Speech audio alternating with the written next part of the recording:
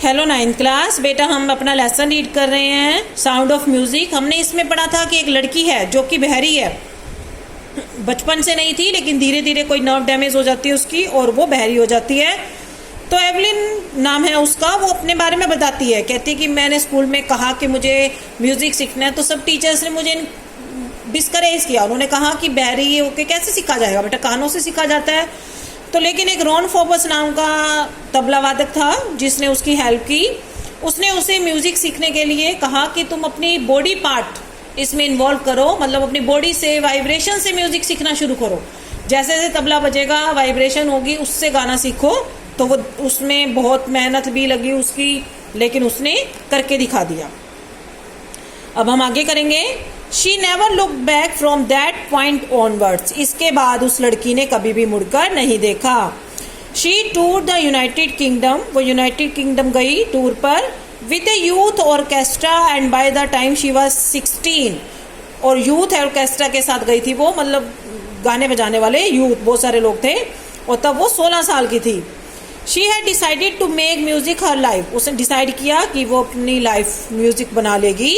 She audition for the Royal Academy of Music. उसने Royal Academy of Music में audition दिया and scored one of the highest mark in the history of the academy. और उसके सबसे ज़्यादा नंबर आए अब तक। उसने हिस्ट्री ऑफ द अकेडमी, मतलब हिस्ट्री बना दी उसने अकेडमी में कि सबसे हाईएस्ट नंबर इस लड़की के थे। She gradually move from orchestral work to solo performances. पहले वो सबके साथ मिलकर गाना बजाया करती थी, लेकिन धीरे धीरे वो उसने अकेले जो है परफॉर्मेंसेस देनी स्टार्ट की। At the end of 3 years course, उसका 3 साल का कोर्स था अकेडमी में। She had captured most of the top awards. और उसमें उसने बहुत सारे अवार्ड्स जो हैं जीते।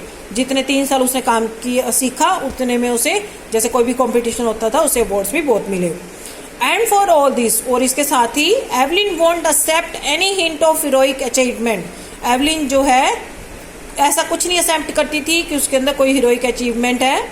इफ़ यू वर्क हार्ड, वो कहती थी अगर हम अपने काम में मेहनत करेंगे, and nowhere you are going, और तुम्हें पता है कि तुम्हें कहाँ जाना है, यू विल गेट देयर, तो तुम वहाँ पे पहुँच सकते हो। मीन्स अगर हमारा गोल अचीव होगा, गोल हमें पता होगा कि हमें ये करना ही करना है, हमें ये बनना ही बनना है, तो हम उसके लिए जरूर कुछ ना कुछ करते हैं। And she got right to the top, the world's most sought after multi-percussionist with a mastery of some 1000 instruments। और आखिर में उसने अपने आप को टॉप पोजीशन पे पहुंचा लिया। और उस लड़की को बहुत सारी इंस्ट्रूमेंट बजाने आते थे। उसने एक इंस्ट्रूमेंट नहीं सीखा, बल्कि उसने बहुत सारे इंस्ट्रूमेंट में मास्टरी हासिल की। एंड हेक्टिक इंटरनेशनल शेड्यूल, और उसका बहुत मतलब हेक्टिक इंटरनेशनल शेड्यूल रहा, मतलब अंतर्राष्ट्रीय बाहर भी जाया करती, वो देश के बाहर भी गाना बजाने के लिए जाया करती थी। तो उसका मतलब टूर हमेशा चलता ही रहता था, कहीं ना कहीं से उसको बुलावा आता रहता था।